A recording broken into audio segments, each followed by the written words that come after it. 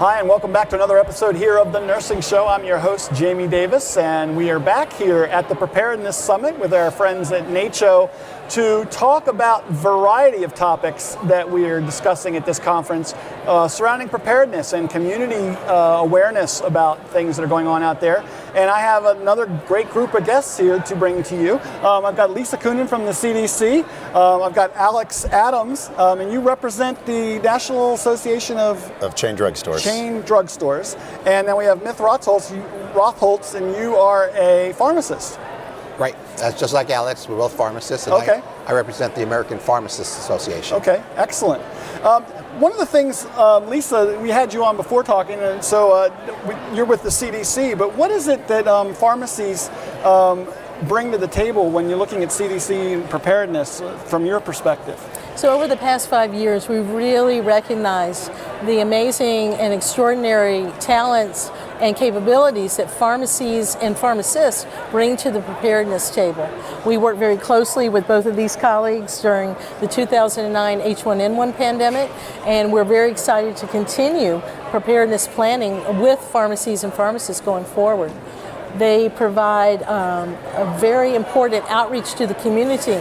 Pharmacists are experts at dispensing medications, coaching and counseling patients, and recently have started vaccinating people.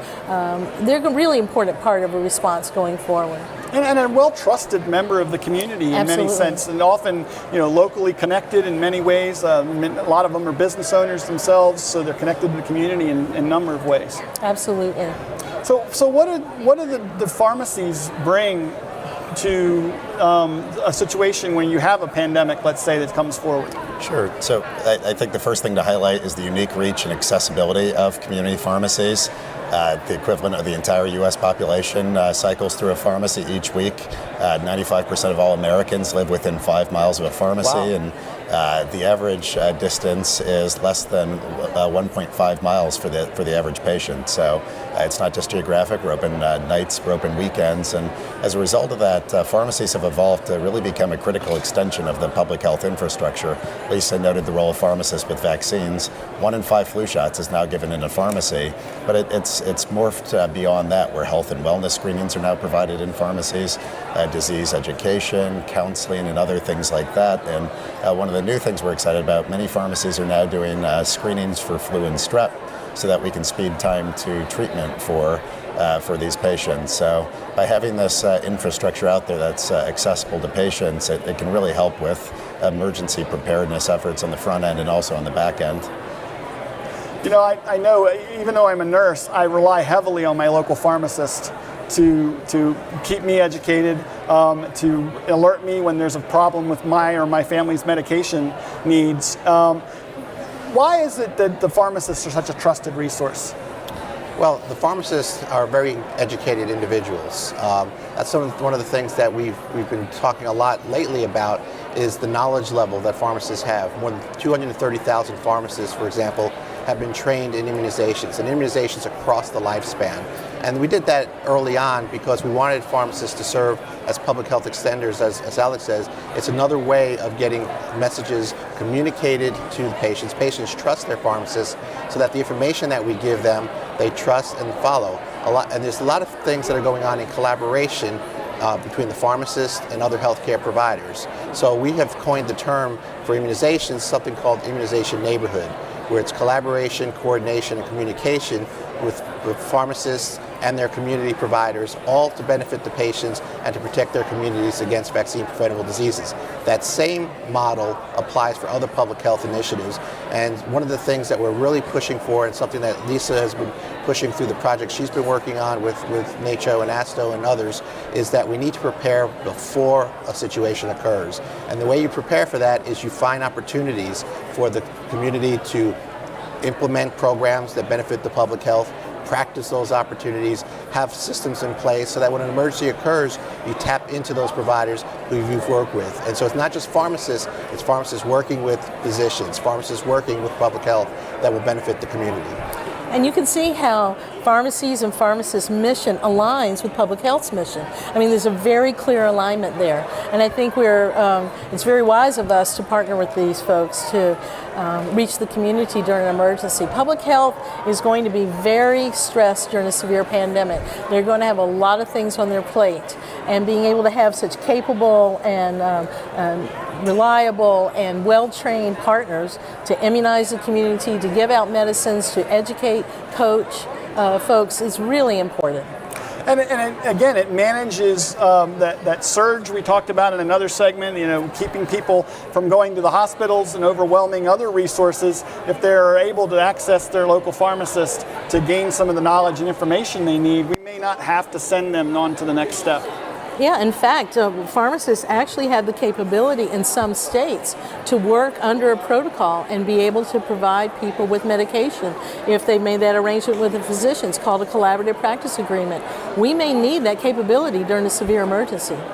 How does the CDC implement this through local levels? Obviously, the CDC is at that 30,000-foot view and overseeing this, but this has to really be implemented by your local health departments. Absolutely. So we've been having a whole series of meetings. I've been very fortunate that my other CDC colleagues have Alex and Mitch and their colleagues to join us and meet with local and state public health officials to talk about the capabilities of pharmacies and to plan together. So it really is kind of finding out what each of you can bring to the table, and it's educating each other about the resources. And that's a key point, is that there's information that needs to be shared, and by working with the public health departments ahead of time, we can set up the systems. Pharmacies are very heavily computerized and have the ability to transmit data. But the one challenge that we have is that consistency in what information needs to be transmitted. And that's where, on a state level, more than even just the local, we need to coordinate what is the minimum data that people need during a situation and agree upon that before a situation so systems are in place and ready to go when a situation occurs.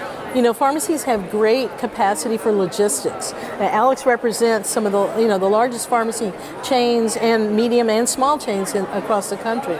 All pharmacies, whether they're chain pharmacies, independent pharmacies, they have amazing logistics capabilities, and that is really important during an emergency. You bring those resources together to support the community in a new and inventive way. That's right. And we've got not only just the chain pharmacies who are great partners with public health. We've got independent pharmacies, like Lisa said. We also have colleges of pharmacy in the community that can also be tapped into, hospital pharmacists.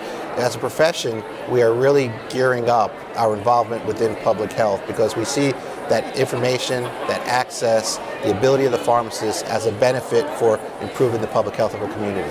And pharmacies, some of them now have walk-in clinics, and they're staffed by nurse practitioners that have enormous capability of combining their skills with a public health response. So more people could be reached in a variety of settings. And that's something that your organization's members bring to the table, is that those clinics that are opening in communities all over the country. Yeah, from across the entire board, that when you look at the total store, pharmacies have a really unique infrastructure. The pharmacy, the clinic, just the parking lot space that can be leveraged for some of these things. The drive-through windows, which can help with social distancing in some of these programs. The space in the store for triage and queuing. There's a lot of opportunities here to be leveraged. We really appreciate the opportunity to work with the public health officials at all levels of government to bring some of these to bear for future emergencies. You mentioning the space and the queuing, really those pharmacies that are in mass merchants or grocery stores, they have an exceptional footprint and could really set up even drive-through vaccination clinics if we needed that. I think the other thing too is pharmacies also provide public health an access point for delivering public education. You think about when you drive down now during flu season, how many pharmacies have information about get your flu shot or get your zoster shot. That's another opportunity. Pharmacies are engaged in providing those services and they're promoting it. And we estimated over $40 million is spent by pharmacies each year in just providing public education and information to the public. That public health doesn't have that resource available to them, but if partnering with pharmacy, they can. And one area that I think pharmacies have done a really good job with public health is reaching difficult to reach populations in medically underserved areas, health professional shortage areas, and to medically underserved populations broadly. And a lot of the data that's come out around who pharmacists are immunizing or providing education to, it's folks who don't have a traditional primary care physician. So we can really be a good partner with public health in reaching some of the underserved patients out there who aren't reached by the traditional healthcare system. And to add to that, Alex brings up a good point. If you think about all the public health issues that public health is dealing with today, be it if it's infectious disease or control of hypertension or diabetes, pharmacies are a perfect opportunity for public health to bring those messages together. Patients are coming and getting their medications. One of the things that we're now working on as a profession is to formalize the process of care that a patient goes through, a pharmacist goes through with the patient, and even the new adult immunization standards support and promote that pharmacists and other healthcare providers assess a patient's immunization status. We have to help practitioners figure out how do we incorporate all those services into one patient encounter and help them streamline it so that they're already have that in mind as they're approaching the patient, and when a situation occurs where they have to add something on there, a focus, they already know who their patients are that they could reach, they already know how to target the messaging and how to incorporate it all.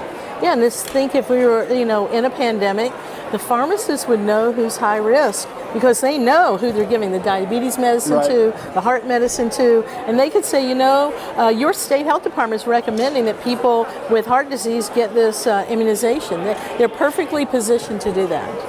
And they know their community and their patients very well. And they're trusted. Well, Alex, Mitch, and Lisa, thank you so much for joining me and sharing this initiative. And hopefully we'll see more opportunities to integrate pharmacies and pharmacists into our public health preparedness system. I hope so. Thank you. Thank you. Thank you. Great.